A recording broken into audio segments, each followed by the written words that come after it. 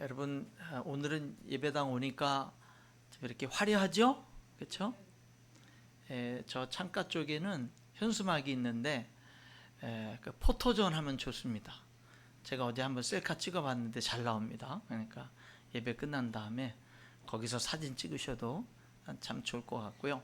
원래는 오늘까지 지금도 3층에서 계속 성경학교 진행되고 있는데 오늘까지 이제 성경학교가 진행이 되고, 이 모든 것들은 어저께 이제 여러분이 목요일 날, 금요일 날 이 예배당들이 쫙 치워지고 청소 싹 해가지고 우리 아이들이 여기서 이제 운동장처럼 뛰어놀고, 그냥 그렇게 의자 가운데 두 의자만 치워놨는데도 애들이 좋아가지고 그렇게 뛰는 거예요. 그렇게. 그래서 우리 애들에게 좀 더 넓은 공간을, 이렇게 마음껏 뛸 수 있는 공간을 만들어주면 참 좋겠다 싶은데, 좀 하나님이 역사해 주셔서 예배당 확장 이전에 대한 응답에 우리 아이들이 마음껏 뛰어놀 수 있는 그런 공간이 함께 준비되어지면 참 좋겠다라는 소원을 갖는데, 함께 기도해 주시기 바랍니다.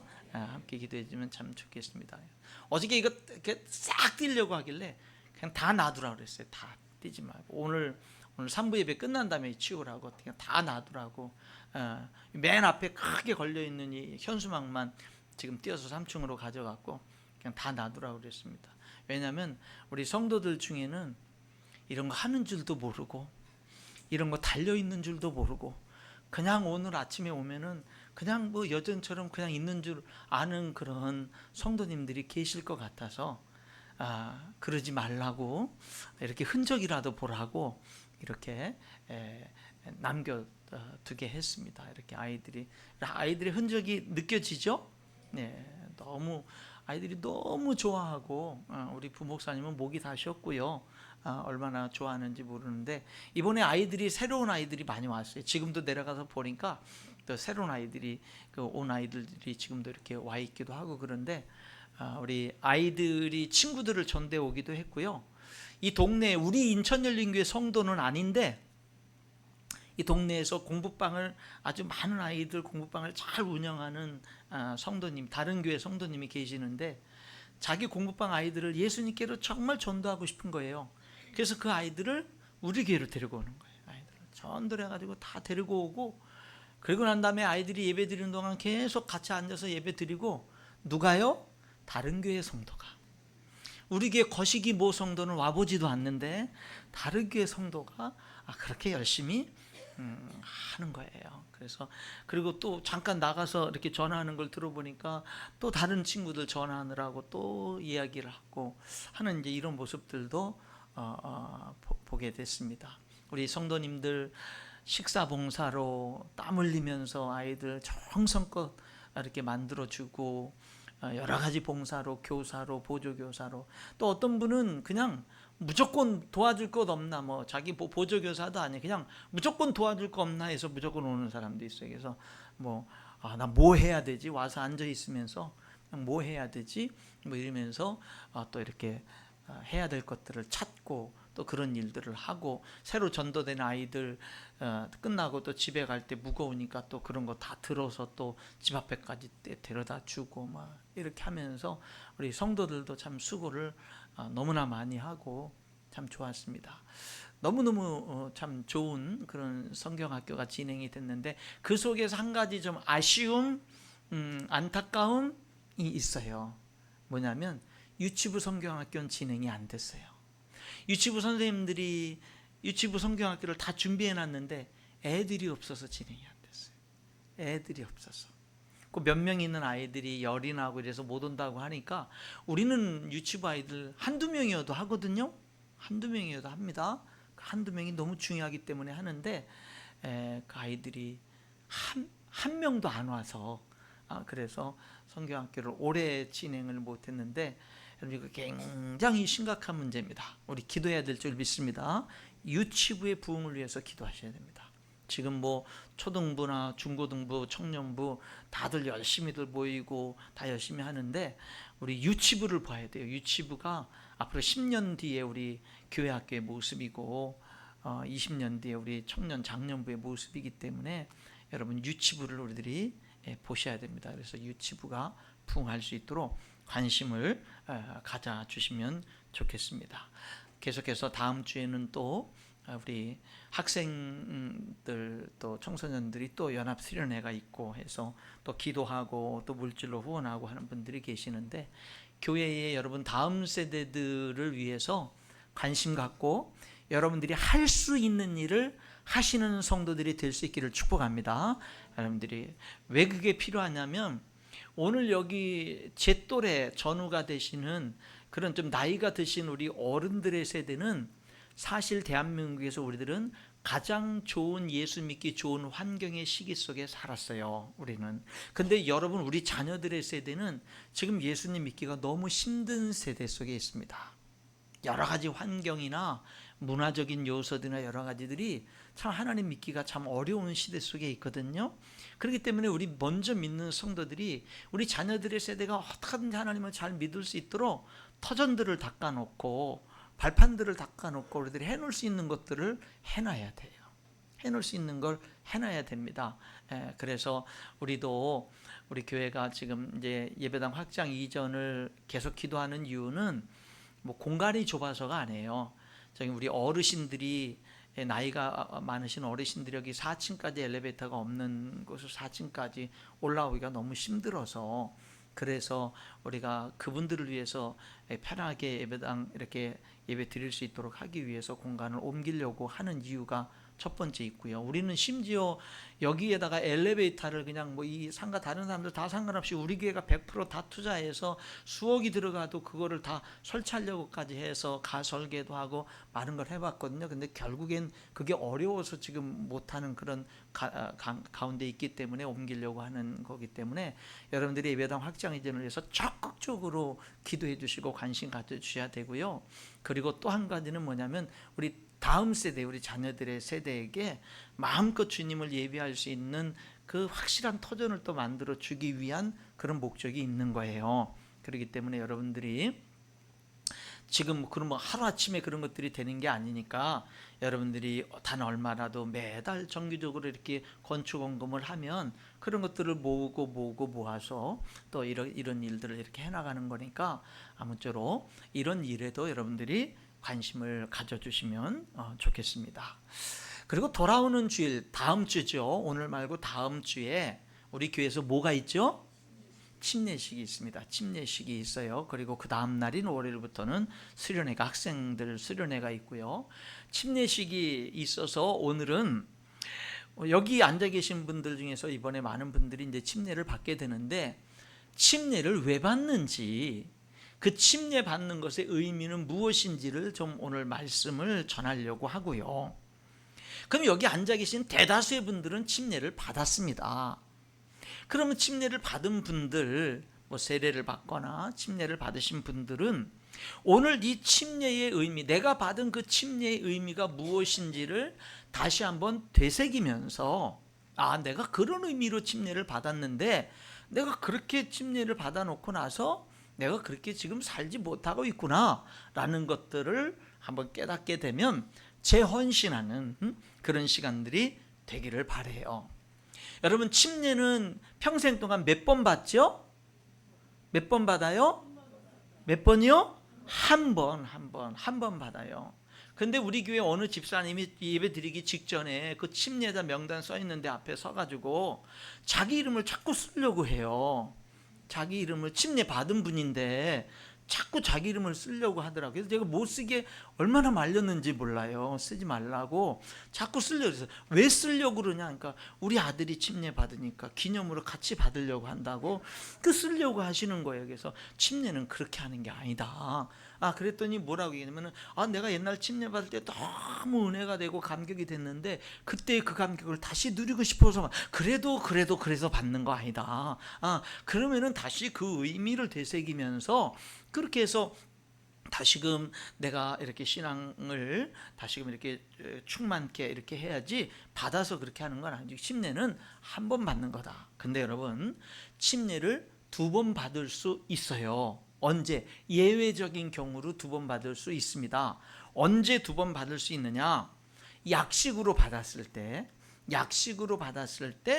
제대로 받을 수가 있어요. 여러분, 사람들이 환경이 안 돼가지고 결혼하는데 그냥 뭐 집안의 반대나 여러 가지 이유로 환경이 안 돼서 결혼식을 올릴 환경이 안 돼서 물 떠놓고서 하나님 우리는 뭐 이렇게 둘이 부부가 됐습니다. 그렇게 놓고 나서 혼인신고하고 살아도 정상적인 부부잖아요. 그런데 이제 어느 정도 환경이 되고 모든 그 문제들이 해결됐을 때 다시금 뭐예요?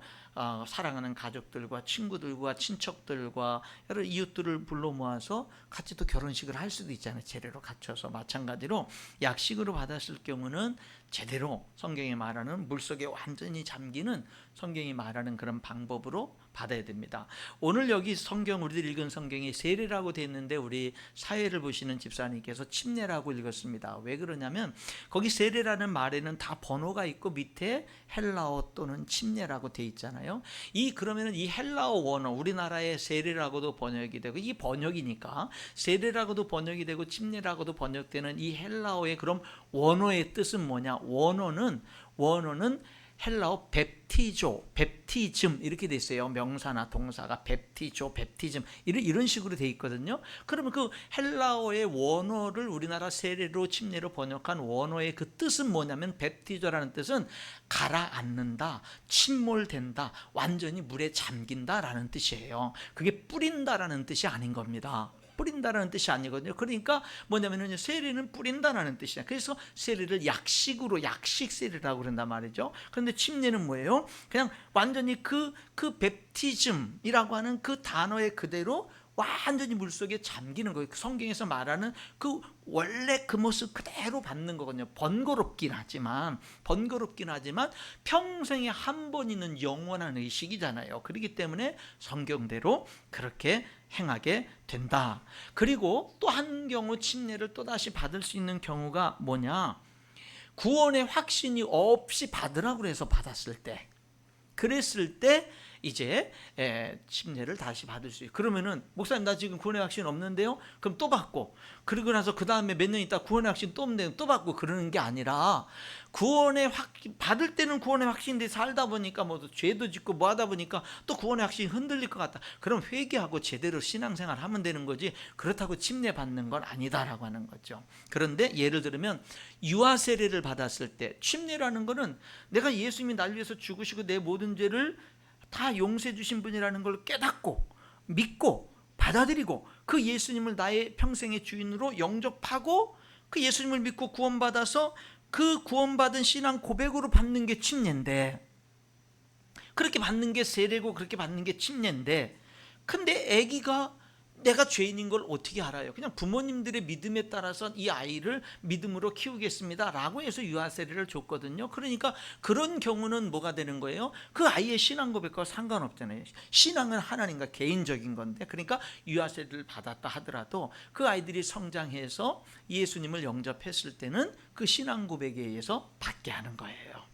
그런 예외적인 경우는 있지만 믿음이 약하다고 다른 이유로 받는 것은 아니고, 그랬을 때 그런데 우리들은 자꾸 누구든지 침례를 받지만 희미해져 가거든요. 그러니까 이렇게 또 우리 믿음의 후배들이, 우리 자녀들의 세대가 침례를 받을 때, 새신자들이 침례를 받을 때, 침례를 받은 분들은 그 침례 의미를 다시금 되새기면서 하나님과의 관계를 바르게 회복하는 그런 시간들이 되어지는 거죠. 첫 번째, 침례는 왜 받나? 왜 받습니까? 침례는 하나님의 명령이기 때문에 받는 겁니다. 여러분, 침례 받으면 구원받고 천국 가고 침례 안 받으면 구원받지 못하고 지옥 가고 그런 거 아닙니다. 여러분, 침례 받는 거랑 안 받는 거랑 구원 문제는 전혀 상관없어요. 내가 예수님 믿고 영접해서 예수님을 믿었는데 구원 받았는데 침례 안 받고 세례 안 받고 그런 거 안 받아도 천국 가는데 아무런 상관이 없어요. 아무런 상관없습니다. 여러분, 예수님과 함께 십자가에 달렸던 한 강도는 십자가에 달려서 예수님 믿고 예수님이 내가 오늘 나와 함께 낙원에 있으리라 말씀했잖아요. 그 친구는 침례받을 기회가 없었어요. 그래도 예수님이 내가 오늘 나와 함께 낙원에 있으리라 말씀했지 않습니까? 그러니까 침례는 구원과 상관이 있는 게 아니라 구원받은 사람이 받는 건데, 그럼 침례 받는 거 구원이랑 상관없는데 그거 뭐하러 받아요? 그냥 받고 싶으면 받고 안 받고 싶으면 안 받으면 되는 거죠. 아닙니다. 다 받아야 돼요. 다 받아야 돼요. 왜냐하면 예수님이 명령했기 때문에. 마태복음 28장에 여러분 예수님의 지상 명령이 뭐죠? 모든 족속을 제자 삼는 거죠. 그럼 제자 삼기에 뭐 해야 되죠? 그 믿지 않는 사람들에게 가서 전도하는 겁니다. 그리고 그들이 예수님 믿으면 침례를 주는 겁니다. 그리고 침례 받은 분들을 열심히 말씀을 가르쳐 지키게 하는 거예요. 그래서 예수님의 제자가 되게 하는 게 예수님의 지상 명령이거든요. 그러니까 예수님의 제자 삼으라는 지상 명령을 하기 위해서 세 가지가 필요한데, 믿지 않는 자들에게 전도하기 위해서 가는 것, 그들이 예수님 믿으면 침례 베푸는 것, 그리고 침례 받은 것들을 열심히 하나님 말씀을 가르쳐 지키게 하는 것, 이 세 가지를 통해서 뭐예요? 제자 삼는 그 비전이 이루어지게 되는 거예요. 그래서 침례는 왜 받는다고요? 우리 주님이 명령했기 때문에 받는 겁니다. 그러니까 다른 이유 없어요. 명령했으니까 받는 거예요. 침례는 선택이 아닙니다. 예수님의 명령이기 때문에 선택이 아니에요. 그냥 순종의 문제인 거예요. 그래서 침례를 첫 번째 순종이라는 별칭을 가지고 있는 겁니다. 성경을 보면 예수 믿기로 살기로 결단한 사람들은 즉시 침례를 받았습니다. 자, 한번 제가 성경을 읽어볼게요. 사도행전 2장 41절에 십자가에 죽으시고 부활하신 예수님의 복음을 듣고 믿은 사람들이 즉시 침례를 받는 것을 이렇게 얘기합니다. 그 말을 받은 사람들은, 이 12 사도들의 전도의 말을 받은 사람들은 침례를 받음에 이날의 신도의 수가 3,000이나 더하더라. 그러니까 전도를 듣고 그 전도를 받아들이고 예수님 믿기로 결단하니까, 그러니까 즉시 뭐를 하는 거예요? 침례부터 받았지요.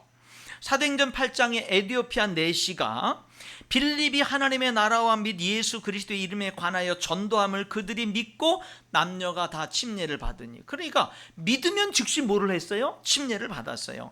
사도행전 9장 18절 19절도 사도 바울도 믿고 즉시 침례를 받습니다. 사도행전 16장 15절에 루디아도 즉시 믿고 침례를 받습니다.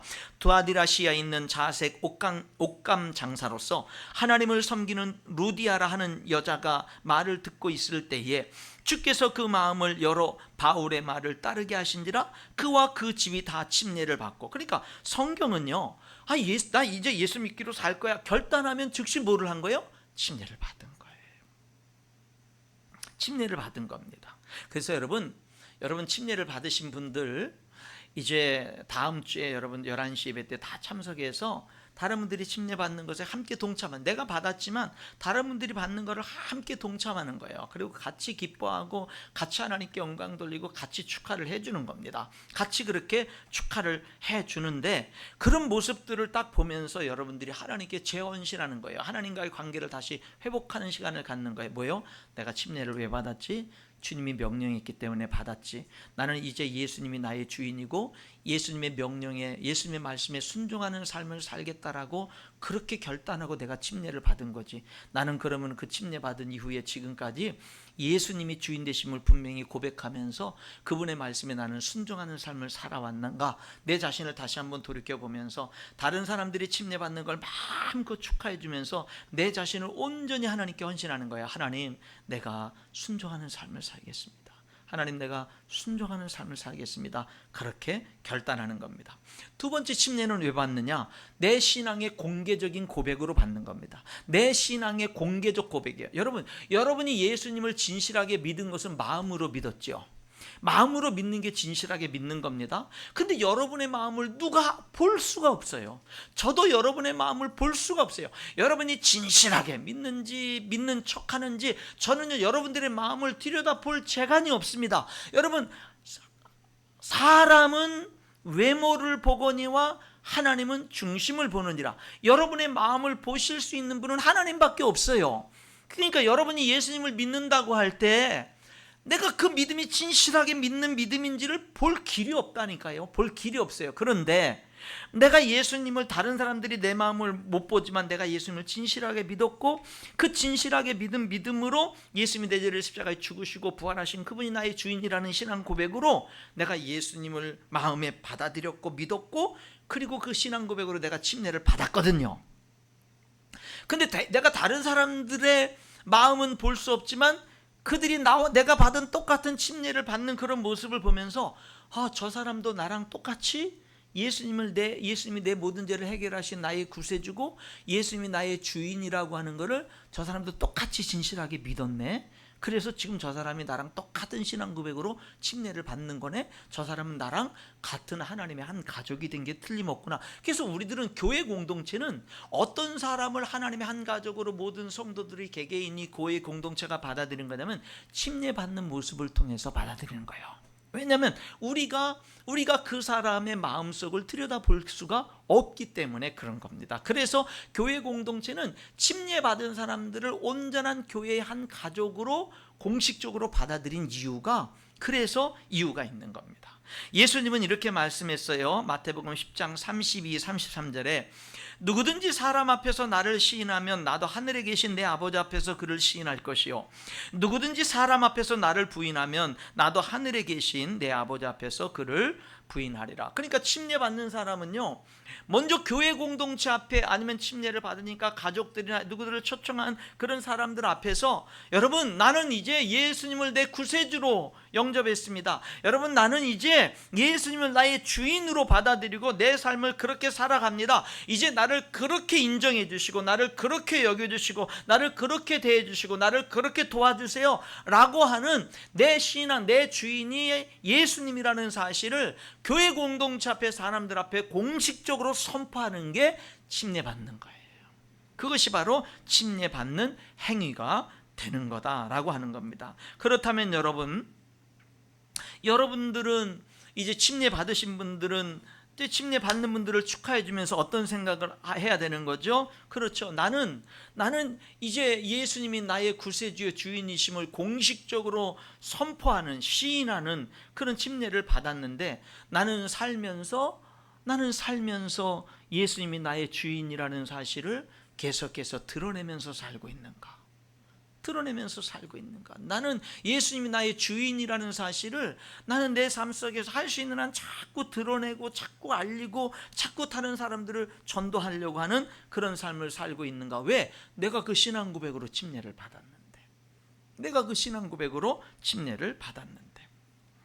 계시록 3장 20절에 볼지어다 내가 문 밖에 서서 두드리노니 누구든지 내 음성을 듣고 문을 열면 내가 그에게로 들어가 그와 더불어 먹고 그는 나와 더불어 먹으리라. 여러분, 그 예수님을 우리들이 믿음으로 말미암아 이제 예수님이 내 안에 들어오셔서 함께 살죠.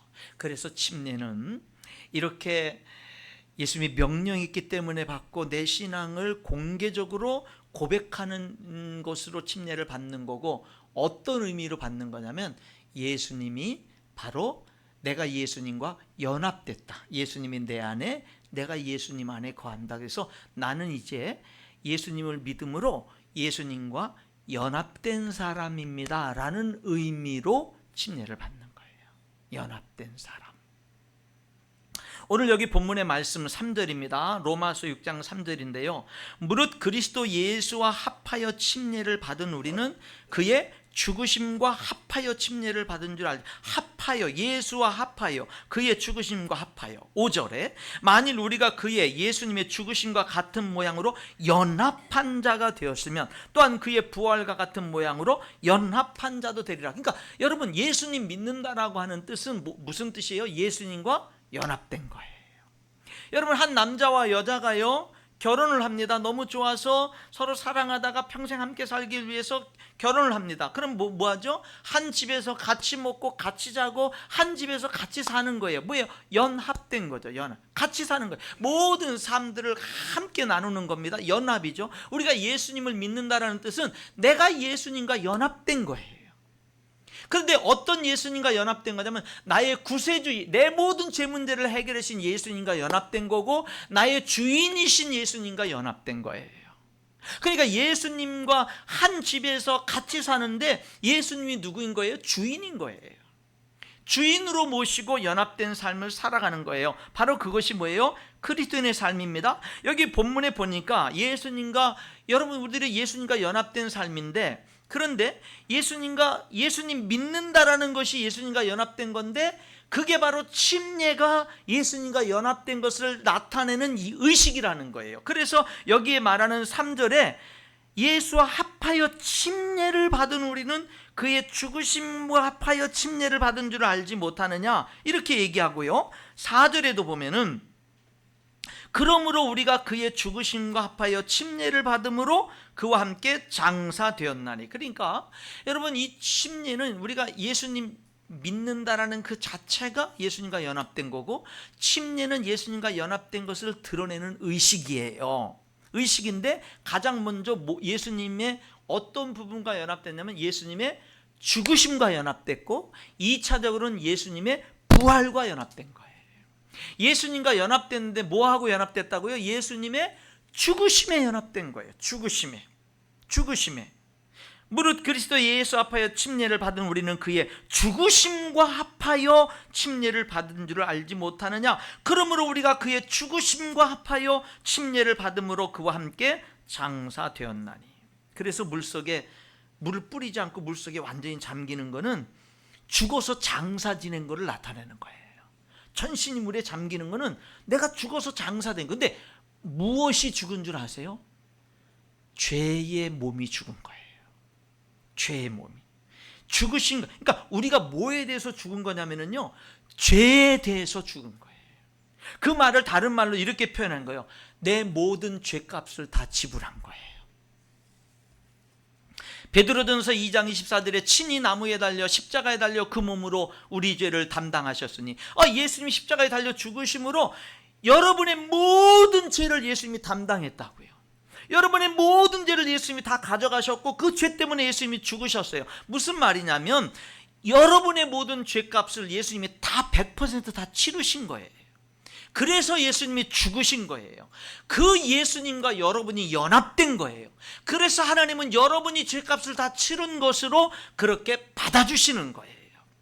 여기 6절에 우리가 알거니와 우리의 옛사람이, 죄를 가지고 있었던 옛사람이, 죄 용서받지 못했던 옛사람이 예수와 함께 십자가에 못 박힌 것은, 여러분이 예수님 십자가에 2000년 내내 못 박혀 죽음 당하실 때 여러분이 같이 못 박혀 죽었나요? 아니잖아요. 근데 여기는 왜 우리 옛사람은, 죄의 저주 아래 있었던 우리 옛사람은 예수님과 함께 십자가에 못 박혔다 그러나요? 여러분이 직접 박히진 않았지만 여러분의 죄를 다 태어나면서 죽을 때까지 100% 모든 죄를 다 예수님이 담당하시고 그 죄 때문에 죽으셨기 때문에, 그거는 내가 예수님과 함께 못 박힌 거랑 똑같은 효과가 있다라는 거예요. 연합됐기 때문에, 예수님의 죽으심과 연합됐기 때문에. 그래서 여기 로마서 6장 6절은 이렇게 얘기하는 겁니다. 뒷부분에 우리가 알거니와 우리 옛사람이 예수와 함께 십자가에 못 박힌 것은, 그 다음에 뭐라 그래요? 죄의 몸이 죽어 다시는 우리가 죄에게 종노릇하지 아니하려 함이니. 그러니까 물속에 완전히 잠기는 것은 예수님과 함께 죽은 것을 상징하는데, 뭐가 죽은 거예요? 죄에 대하여 죽은 거예요. 죄에 대하여. 다시 말하면 더 이상 죄가 여러분의 주인이 아니에요.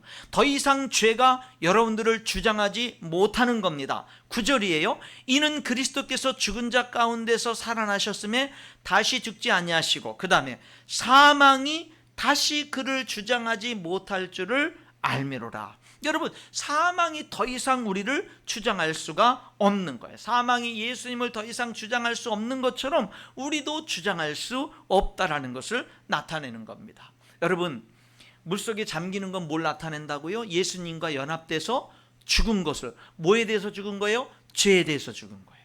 그러면은 물에서 이제 올라오는 거는 뭘 상징해요? 부활을 상징해요. 부활을 상징합니다. 여러분, 예수님은 부활하셨습니다. 믿으십니까? 예수님 부활했습니다. 여러분, 오늘 여러분들이 이거 확실하게 믿으셔야 돼요. 예수님 부활했어요. 여기에 대해서 추워도 의심하면 안 됩니다. 여기에 대해서 추워도 예수님 부활하셨어요. 여러분 한번 보세요.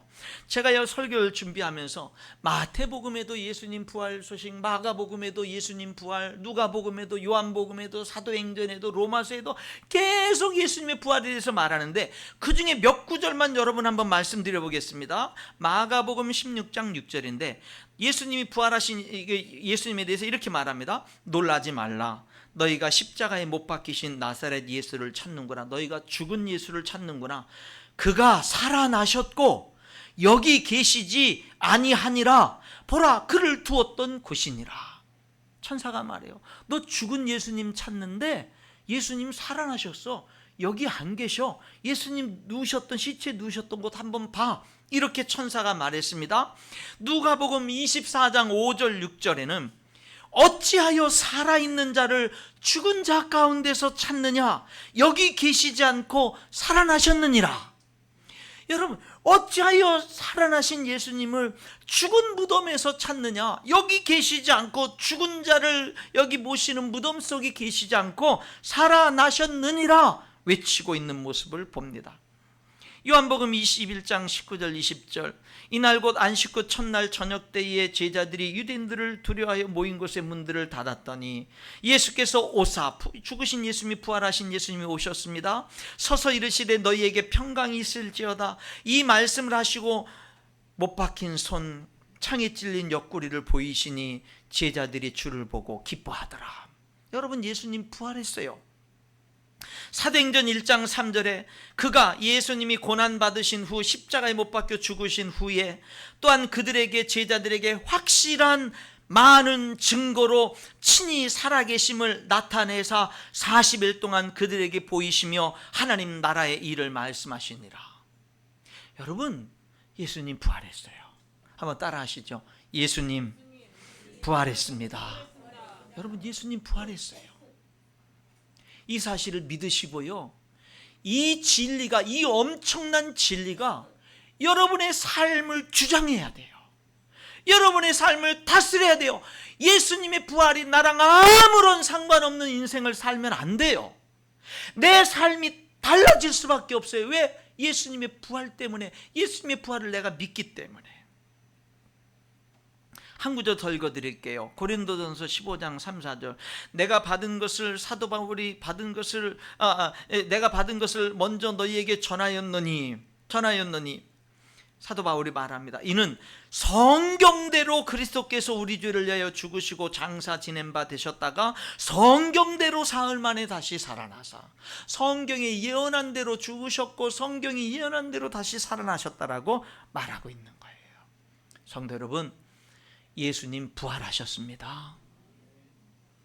그런데 이 부활, 예수님 부활한 게 그래서 뭐 어쩌라고요? 예수님이 부활의 첫 열매가 되신 거예요. 첫 열매라는 뜻이 뭔지 아세요? 예수님 믿는 여러분도 부활에 동참한다는 뜻이에요. 그리스도께서 죽은 자 가운데서 다시 살아나셨다 전파되었거늘 너희 중에서 어떤 사람들은 어찌하여 죽은 자 가운데서 부활이 없다 하느냐? 만일 죽은 자의 부활이 없으면 그리스도도 다시 살아나지 못하셨으리라.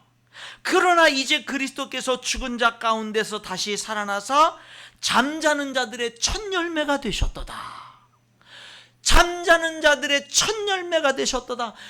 죽은, 예수님 믿고 죽은 모든 사람들의 예수님이 부활의 첫 열매가 되셔서 예수님 믿고 죽은 사람들은 부활의 둘째 열매, 셋째 열매, 100번째, 1000번째, 10,000번째 계속해서 부활에 동참하게 된다라는 것을 말씀하고 있습니다. 그래서 오늘 본문 로마서 6장 8절에 만일 우리가 그리스도와 함께 죽었으면 또한 그와 함께 살 줄을 믿노니, 이렇게 말하고 있는 거예요. 그럼 여러분, 우리가 부활할 거란, 예수님이 부활했어요. 그분이 부활의 첫 열매가 됐어요. 그 예수님을 믿는 우리들도 부활에 동참해요. 그럼 우리들은 어떻게 부활하죠? 고린도전서 15장 42절로 44절에 죽은 자의 부활도 그와 같으니 썩을 것으로 심고 썩지 아니할 것으로 다시 살아나며, 이 육신은 썩습니다. 근데 부활한 몸은 썩지 않습니다. 욕된 것으로 심고 영광스러운 것으로 다시 살아나며, 우리 이 육신은요 자꾸 우리를 죄짓게 만듭니다. 우리들 이 욕심은 자꾸 우리들을 죄 가운데 끌어갑니다. 근데 부활한 몸은 우리를 자꾸 영광스러운 것으로 이끌어갑니다. 약한 것으로 심고 강한 것으로 다시 살아나며, 이 육신은 약합니다. 병에 걸립니다. 불치병에 걸려요. 사고를 당합니다. 다치기도 합니다. 여러분, 부러지기도 합니다. 그러나 여러분, 부활한 몸은 강한 몸입니다. 병에 걸리지 않고 죽지 않는 영원히 사는 강한 육신의 몸으로, 부활의 몸으로 그렇게 살아나고, 육의 몸으로 심고 신령한 몸으로 다시 살아나니, 이 육신의 몸이 신령한 몸으로, 왜? 천국에서 영원히 이 육신의 몸을 가지고는 살 수 없기 때문에 영원히 살 수 있는 신령한 몸으로 다시 살아나니, 육의 몸이 있은즉 영의 몸도 있느니라. 여러분, 부활하신 예수님의 몸이 영의 몸이었죠. 부활하신 예수님, 제자들이 예수님을 죽인 유대인들이 두려서 문을 딱 걸어잠고 다 닫고 있는데 문이 열리질 않는데 예수님이 들어오신 거예요. 부활하신 예수님의 몸은요, 공간의 영향을 받지 않아요. 시간의 영향을 받지 않습니다. 그리고서는요, 그러면은 시간과 공간의 영향을 받지 않으면 그럼 육체가 아니라 영인가? 근데 예수님이 그래요. 야, 내 못 박힌 손을 만져봐라. 허리에 손을 넣어봐라. 예, 영은, 몸이, 육체가 없지만 몸은 있느니라. 그러니까 예수님이 또 부활한 몸이라는 것을 또 말씀해주고 있는 모습을 봅니다. 우리들이 그런 부활의 몸을 입을 것이다 라고 하는 겁니다. 여러분, 예수님을 믿는다는 뜻은요, 예수님과 연합된 거예요. 예수님과 연합된 거예요. 좋은 관계로 살아갈 수 있기를 축원합니다. 연합된 거예요. 무엇과 연합됐냐면 죽음과 연합됐어요. 예수님의 죽음이 내 죽음이에요. 왜요? 예수님이 내 모든 죄 때문에 담당하시고 대신 죽으셨거든요. 그러니까 예수님의 죽음으로 내가 내 죄에 대해서 죽은 거예요. 그리고 우리가 예수님을 믿는다는 뜻은 예수님과 연합인데 부활에 연합되는 거예요. 예수님의 부활에 새 생명 가운데 영원히 사는 부활에 연합된 겁니다. 여러분, 이렇게 예수님과 죽음과 부활에 연합된 삶을 뭐라고 표현하냐면 하나님께 대하여 살아있는 삶이다, 이렇게 표현하는 거예요. 하나님께 대하여 살아있는 삶이다. 여러분은 하나님께 살아있는 삶을 사십니까? 하나님께 죽어있는 삶을 사십니까? 여러분, 세상에는 살아있는 삶을 살고 죄는 살아있는 삶을 사는데 하나님께는 죽어있는 삶을 사십니까? 전혀 잘못된 겁니다. 여러분은 죄에 대해서 죽은 사람들입니다. 죄에 반응하는 삶이 아니에요. 여러분은 하나님께 대해 살아있는 생명을 가진 사람들입니다. 하나님께 반응하는 삶을 살아야 되는 거예요. 죄의 유혹이, 죄의 욕심이 여러분들을 유혹할 때 우리들은요, 반응하면 안 돼요. 왜? 죄에 대해서 우리는 죽은 사람들입니다. 여러분, 하나님의 말씀 앞에 반응해야 되고 하나님의 말씀 앞에 순종해야 되고 하나님의 말씀 앞에 여러분 자신을 드려야 되는 거예요. 그 신앙 고백으로 우리가 예수님을 영접한 것이고 그 신앙 고백으로 우리가 침례를 받은 겁니다. 오늘 여기 10절 보세요. 로마서 6장 10절 11절. 그가, 예수님이 죽으심은 죄에 대하여 단번에 죽으심이요. 뭐에 대해서 죽은 거예요? 죄에 대해서. 그가 살아계심은, 예수님이 부활해 계심은 하나님께 대하여 살아계심이니. 여러분, 예수님이 부활한 건 뭐 어떤 부활이에요? 하나님께 대하여 살아계심이니 이와 같이 너희도 너희 자신을 죄에 대하여는 죽은 자요 그리스도 예수 안에서 하나님께 대하여는 살아있는 자로 여길지어다 말씀하고 있는 거예요. 여러분, 어떻게 여러분 자신을 여기면서 사는 거예요? 죄의 유혹이 올 때 난 죄에 대해서 죽었어. 죄에 대해서 죽었어. 그렇게 여기면서 사는 거예요. 여러분, 하나님의 말씀을 들을 때 난 하나님께 대해서 살아있는 사람이지. 난 하나님께 대해서 살아있는 사람이지. 난 하나님께 반응하는 사람이지. 나는 하나님께 소망이 있는 사람이지. 난 하나님의 영생이 있는 사람이지. 이렇게 살아야 되는 거예요. 그게 여러분이 예수님을 믿었다는 뜻이에요. 그 신앙 고백으로 우리가 침례를 받은 겁니다. 그렇게 여기라는 거예요. 여기라는 겁니다. 여러분, 이렇게 예수님과 연합된 삶은 하나님께 대하여 살아있는 삶입니다. 하나님께 살아있는 삶은 뭡니까? 여기 로마서 6장 12절 13절에 그러므로 너희는 죄가 너희 죽을 몸을 지배하지 못하게 하여, 여러분의 몸을 더 이상 죄가 지배하지 못하게 하라는 겁니다. 어떻게? 몸의 사욕에 순종하지 말고, 육신의 욕망에 순종하지 따르지 말고, 또한 너희 지체를, 너희들의 몸의 여러 그 지체들을 불의의 무기로 죄에게 내주지 말고, 죄악을 짓는데 사용하지 말고, 오직 너희 자신을 죽은 자, 죄에 대해서 죽었고 다시 살아난 자 같이 너희 자신을 어디에 드려요? 네 자신을 하나님께 드리고 내 지체를 의의 무기로 하나님께 드리라는 겁니다. 그게 바로 하나님께 살아있는 삶이라는 겁니다. 죄가 내 몸을 지배하지 못하게 하는 겁니다. 몸의 육신의 욕심을 따르지 않는 겁니다. 하나님께 내 자신을 드리는 겁니다. 내 육체의 지체를, 몸을 하나님께 의의 무기로 드리는 겁니다. 그게 바로 하나님께 대하여 살아있는 연합된 자의 삶입니다. 그리고 하나님, 예수님과 연합된 삶은, 죽음과 부활에 연합된 삶은 죄에 대해서는 죽고 하나님께 대해서 살아있는 삶이라고 했다면, 또 하나 예수님과 연합된 삶은 뭐냐면 하나님의 은혜 아래 사는 삶이에요. 어떤 삶이요? 하나님의 은혜 아래 사는 삶이에요. 율법 아래 사는 삶이 아니라 은혜 아래 사는 삶이에요. 여러분이 예수님 믿고 구원받은 여러분의 삶은요, 더 이상 율법 아래 사는 삶이 아니에요. 어디에 살아요? 하나님의 은혜 아래 사는 삶이에요. 은혜가 뭐예요? 하나님이 나를 사랑한다는 한 가지 이유 때문에 나에게 필요한 좋은 것들을 그냥 다 무료로 아낌없이 이유 없이 주는 거예요. 율법 아래에 있는 삶은 뭔지 아십니까? 죄를 지으면 죄값을 치르는 삶이에요. 죄를 지었으면 죄의 형벌을 받는 삶이에요. 죄 율법을 지켜야만 되고 지키지 못했으면 그 값을 치러야 되는 거예요. 근데 우리들은 이제 율법에서 해방된 거예요. 죄 법 아래에서 해방. 우리는 더 이상 율법 아래 사는 사람이 아니고, 예수님 믿는 사람들은 은혜 아래 사는 사람이에요.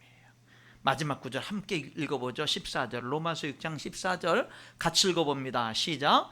죄가 너희를 주장하지 못하리니 이는 너희가 법 아래 있지 아니하고 은혜 아래 있음이라.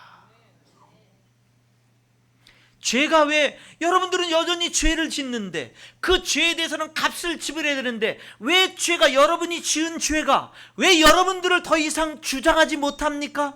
여러분들을 왜 더 이상 다스리고 여러분들을 그 형벌 가운데로 왜 못 이끌어 갑니까? 여러분들은 더 이상 법 아래 있지 않고 은혜 아래에 있기 때문에 그렇습니다. 사람이 죄를 지었어요. 감옥에 갔어요. 8월 15일 광복절에 대통령 특사로 풀려났어요. 그러면은요, 죄가 더 이상 그를 지배하지 못하는 겁니다. 용서받아서, 은혜 받아서. 여러분, 예수님 믿는 사람들에게는 하나님께서 이와 같은 은혜를 주시는 겁니다.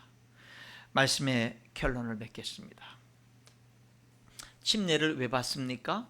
왜 받았습니까? 명령이기 때문이에요. 우리는 순종하면서 주님께 순종하는 삶을 살기로 결단한 사람들입니다. 왜 받습니까? 내 신앙을 공개적으로 고백하는 겁니다. 우리는 어디 가서든지 하나님의 사람으로 살아야 되는 것입니다. 그럼 침례는 어떤 의미가 있습니까? 연합의 의미가 있는 겁니다. 예수님의 죽으심과 연합돼서 나는 이제 뭐예요? 죄에 대해서 죽었어요. 죄값을 다 치렀어요. 더 이상 율법 아래 있질 않아요. 나는 하나님께 살아있는 사람이에요. 나는 은혜 아래 있는 사람입니다. 그래서 예수님의 죽으심과 부활에 연합된 자로 살아가는 거예요. 여러분, 이 의식은 단순한 의식에서 끝나지 않는 거예요. 우리는 그 의미를 알아야 돼요. 사랑하는 성도 여러분, 다음 주에 우리는 이 침례 의식을 행합니다. 침례 받는 분들은 이 고백을 하면서, 분명한 고백을 하면서 침례에 순종하고, 우리 성도들은 이 교회는요, 가장 건강한 교회, 가장 하나님이 기뻐하는 교회는요, 해마다 침례 받는 사람들이 많이 있는 교회가 건강한 교회고, 왜? 그 얘기는, 침례 받는 사람들이 많다는 얘기는 뭐죠? 전도를 열심히 한 거예요. 새로운 영혼들이 온 거예요. 그들이 예수님 바로 가르침을 바로 배워가지고 바로 알게 된 거예요. 그래서 드디어 내가 주인 돼서 살던 사람이 이제는 예수님이 나의 주인이라는 고백을 하고 침례를 받는 거예요. 이게 진짜 교회가 존재하는 비전이고 목표인 거예요. 그래서 우리들은요, 침례식을 이미 받은 성도들은 가장 기뻐하는 축제의 날이 돼야 되는 거예요. 가장 하나님께 영광을 돌리는 기쁨의 날이 돼야 되는 거예요. 함께 기뻐하고 마음껏 축하하면서 뭐가 돼야 되는 거예요? 내 자신을 돌아보고 하나님 앞에 다시금 내 신앙 고백을 새롭게 하면서 하나님과의 관계를 회복하는 것입니다. 그와 같은 영광이 돌아오는 주일에 하나님께 영광 돌려주기를 바랍니다. 이번엔 특별히 우리 교육 목사님이, 우리 이민호 목사님이 정말 수고를 많이 했어요. 정말 지나칠 정도로 수고를 많이 하고, 우리 이번에 학생 청년들이 이번에 많이 받아요. 학생 청년들이 정말 많이 봤거든요. 아무쪼록 여러분 마음껏 축하해주고 축복해주고 믿음 안에서 잘 성장하기를 위해서 여러분 계속해서 격려해 주시는 우리 모두 하나님께 영광을 돌리는 우리 교회가 되어지고 계속해서 이 일이 힘있게 이루어지는 우리 교회가 예수님 오시는 그날까지 이 사명 감당할 수 있기를 주님의 이름으로 축원합니다. 기도하겠습니다.